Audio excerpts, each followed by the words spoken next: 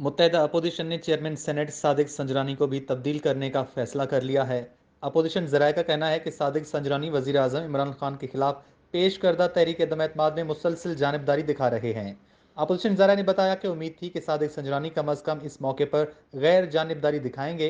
Opposition जराये के मुताबिक बलूचिस्तान अवामी party की अक्सरियत अब अपोजिशन का साथ देने को तैयार है। बलूचिस्तान में JUI, BNP मेंगल, ANP और यार मोहम्मद रिंद मिलकर हुकूमत बनाएंगे।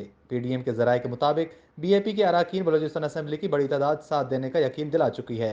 जराये ने यह भी बताया कि काफ लीग और MQM की अपोजिशन का साथ देने के ऐलान के साथ ही चेयरमैन सेनेट के खिलाफ तहरीक एतमाद आ जाएगी। दूसरी जानिब बलूचिस्तान अवामी पार्टी ने वजीर आजम इमरान खान के खिलाफ तहरीक एतमाद से मुतालिक फैसला मौखर कर दिया।